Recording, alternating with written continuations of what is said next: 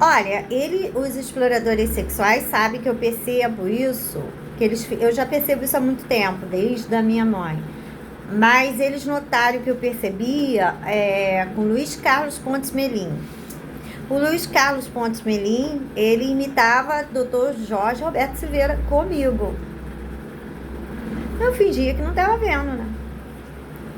Eu não sei se os meus sentidos são muito aguçados ou vocês que não veem nada, mas a interação social com explorador sexual e prostituta é impossível. Ou eles enganam você, né, pra te prejudicar, ou quando é o explorador sexual, ele pega os trejeitos, as falas, as reações dos homens. Quando vêm as prostitutas, os homens têm reações, e ele vem traduzir isso pra mim. Já várias vezes já fizeram. Não conversa. A mim, não. Eu sei que algum homem teve essa reação quando viu uma mulher. Aí ele vai ver, aí ele vem querer enganar com a reação. Ou senão como patrões, como pessoa. Agora eles estão pegando leve. Não estão fazendo isso mais. Mas antigamente chegava perto de mim como patrão, era Dr. Jorge Roberto Silveira inscrito. O último a fazer isso foi o Luiz Carlos Pontes Melim. Aí eu já sabia que ele tinha ligação muito estreita com o Dr. Jorge Roberto Silveira, mas muito estreita mesmo. Uma prostituta, mas eu acho que essa prostituta é de delegado. Eles começaram a me falar assim pra mim, sério? Fala com tom sério, tá? Tom profissional, ético. Aí ele chegou pra mim e falou assim, Ana, agora você vai ter que levar... Eu tava no escritório do Rio, senador Dantas 117, sexto andar. Você vai ter que levar uma documentação lá na casa do Luiz Carlos Pontes, lá em Cambuinhas. Aí você sai uma hora antes do seu trabalho para você levar a documentação. Me dava um envelope. Pardo, branco, me dava envelopes. Aí o que eu fazia? Eu fiquei desconfiada, aí eu falei, pô, vou ter que ir à noite lá, né? Porque meu pai levou meu filho uma vez nessa casa, só uma parte para vocês entenderem, porque eu já conhecia eles. Meu pai levou meu filho. De repente eu tô trabalhando lá no escritório de Cambuinha, ainda trabalhava em Cambuinha, meu pai aparece com o Lucas, com uma blusa branca e uma bermuda caque, lindo, bem cuidado, bem educado, tudo. Educado, lindo, lindo, lindo, cristão. Ele chegou lindo, meu filho chegou lindo. Quando eu olhei, aí Bruna, Luísa, que era a filha dele, sapatona, dizendo assim, nossa, mas a empregada, dizendo, nossa, seu filho é muito lindo, que não sei o que, seu filho... Cheguei em casa e falei, pai, por que o senhor fez isso, levar Lucas lá? Com aquelas piranhas todas lá. Ainda briguei com, não leva Lucas no meu trabalho, não leva. Eu resguardando o Lucas. Entende? Então, quando ele me mandou ir à noite, porque 5 horas do Rio, ia chegar lá à noite. Aí, o que eu fazia? Antes de ir, antes eu dormia com a documentação na minha casa para levar de manhã, ou uma coisa ou outra. Aí eu passava a noite na Deus Amor, orava os documentos e depois ia para casa e depois levava a documentação para ele. E aí um dia eles disseram que eu tinha que ir à noite e eu fui na saída do trabalho. Cheguei lá, tinha uma loura lá, uma branca alta, cabelo até aqui, bem pesado, cabelo bem maleável, repartido ao meio, branca. Ela estava com ele na casa, ele demorou muito para me atender, ele não me atendeu pelo telefone. Eu fui lá no Orelhão, perto da imobiliária da Di Peçanha, à noite. Liguei para ele do Orelhão, meu celular estava descarregado. Aí eu liguei do Orelhão, voltei para casa, foi quando ele abriu. E mesmo assim abriu o portal e não tinha ninguém para me receber. Eu entrei, a casa toda um breu, escuro.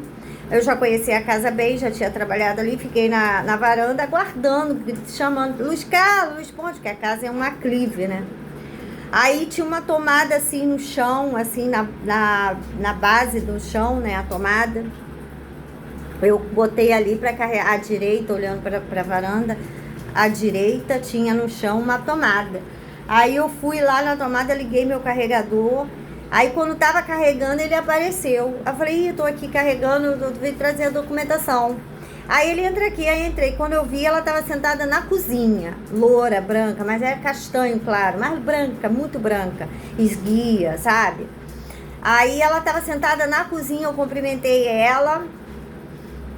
Aí eu fui, dei a documentação e saí da casa. Aí, segundo eu fiquei sabendo, aquela prostituta, eu tinha que olhar para ela para ele poder vender para uma pessoa. Normalmente, quando eles fazem isso, é o Dr. Jorge Roberto Silveira. Me faz olhar para a prostituta. Arruma a situação. Mas isso já há muito tempo. Desde que o Gendai fazia isso. No Gendai foi feito isso também. Uma de estilo Mona Lisa, que chegava com um cara horroroso, assim, tipo Josemar.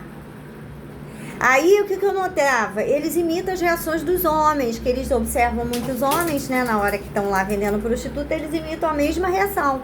E aí vinha na conquista comigo dessa forma, né? Como patrão, a maioria imitava ele. Tinha alguns que era autêntico mesmo. Era o Paulo da Igeplan. Era bruto, casca grossa, uma pessoa horrorosa.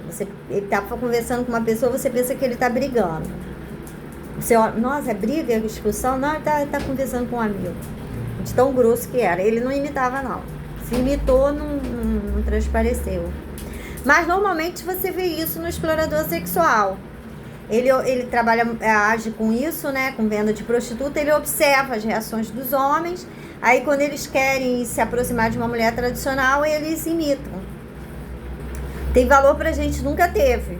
Mas a minha mãe não sofreu nenhum dano social por causa disso. Eu é que passei a ter danos sociais, porque é muito atrativa. Eles vendo os homens me olhando, eles passaram à frente dos homens para vir na conquista comigo, né? E aquilo era motivo de aborrecimento. Eles pegaram esse aborrecimento e transformaram numa situação de lesbianismo, coisa do tipo. Fizeram isso comigo aqui na cidade. As atitudes deles são drásticas para acabar com você socialmente, mulher. Eles têm ódio à mulher.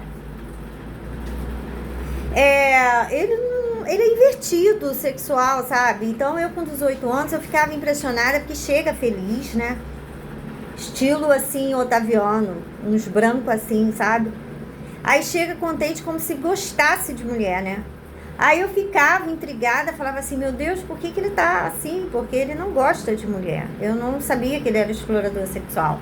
Eu tinha ele como uma pessoa que não gostava de mulher, mas radicalmente. Capaz de matar as mulheres, de ódio.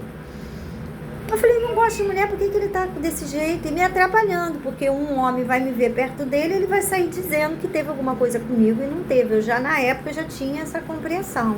Falei, tá aqui perto de mim, se dizendo que gosta de mim, tá me atrapalhando a minha vida sentimental. Eu sempre preocupada com a minha vida sentimental, sempre. Isso é tradicional das mulheres tradicionais, isso é tradicional. A gente se preocupa mesmo, a gente quer casar, quer formar família, entendeu? Quer ter uma vida conjugal.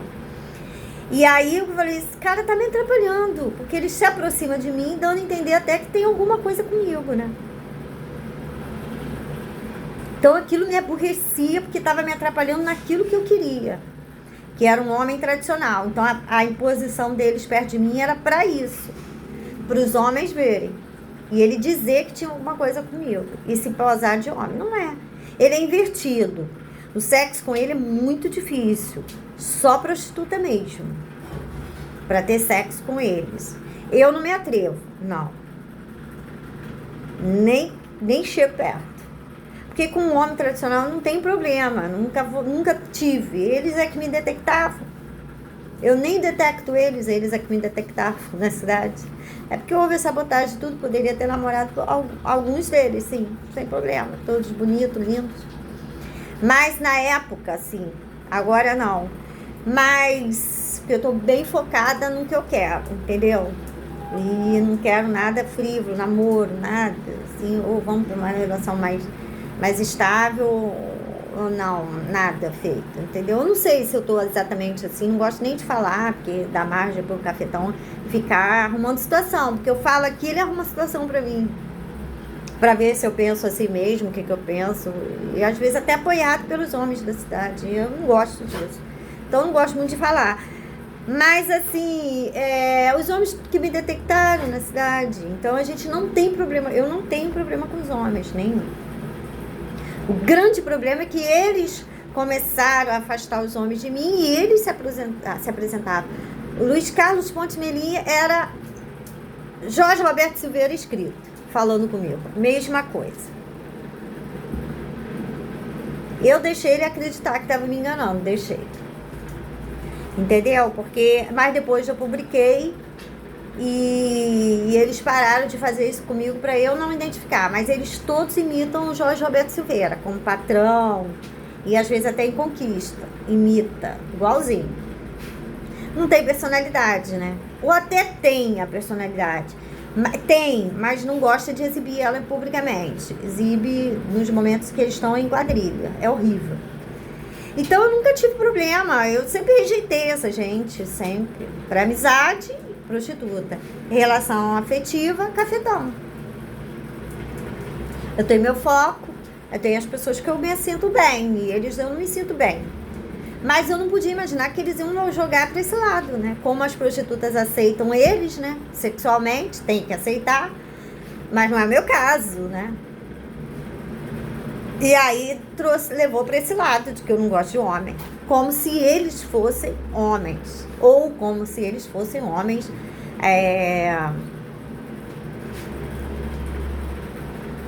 típicos para minha escolha, ou coisa do tipo, sei lá. E querer forçar a situação, não gosto de nada forçado, principalmente na relação afetiva, desde que eu conduzo ela bem. Eles me atrapalharam. Mas eu conduzo bem a minha vida sentimental. Eu conduzo bem, eu só me relaciono com quem eu quero. Quando eu quero. Aí eu vou ver se ele quer. Porque não é só